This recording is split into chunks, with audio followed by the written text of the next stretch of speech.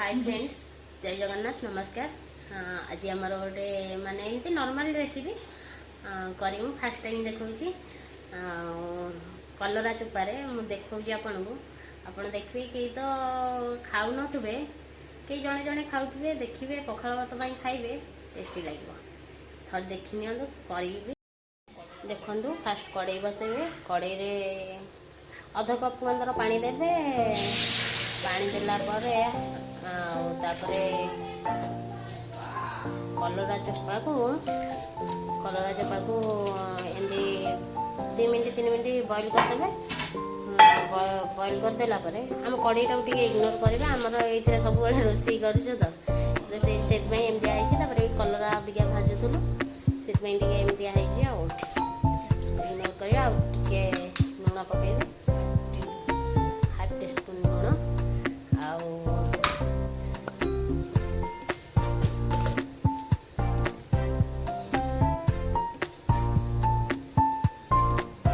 हल्दी गुंड पकईकि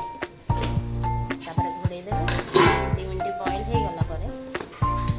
खोलिए फ्रेंड्स अबिका खोलिए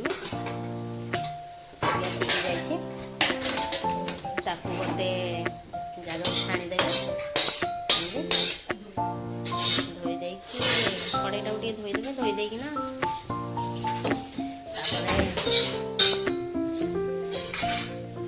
कड़ई बसैबे बसैला कड़ईटा टे गरम हो जाओ कड़ई गरम हो गला तेल पकईबे तेल पकईबे टे गरम हो गला आमर फुटण पकाउछ अल्प टे फुटण पकईबे जाकू जा भल लगे जीरा सोरिष जा फुटे पार आम फुटण भल लगे फुटण फुटे चिकेन फुटण फुटे फुटी सारापर लंका रसुण छेचिदे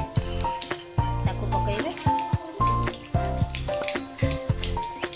लंका रसुण पकईबे तेजा पकईला माने देखिए कलरा भजा छाड़ी चोपा एत टेस्ट लगे जे कलरा चोपा ताकू खाइबे खाई थे टेस्ट कर देखु तापर कहे है खाई निश्चित रेसिपीटा करके टेस्ट करूँ कमेंट में भी जनातु केमती कौन कर रसुण टे होगला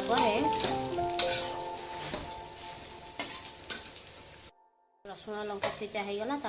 कलरा को पकड़े कलरा चोपा पकड़ला करदेला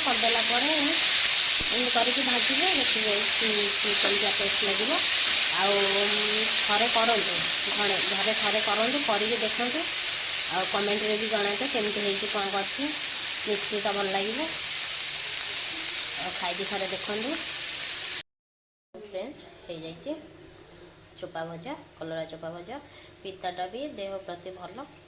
खाई देख टेस्ट करी कमेंट रे कहे केमती कौन कर आमर आज रेसिपी कलरा चोपा भजा कलरा भजा आउ कोबी आलू तरकारी भात ये गरीब लोक ये खाऊ।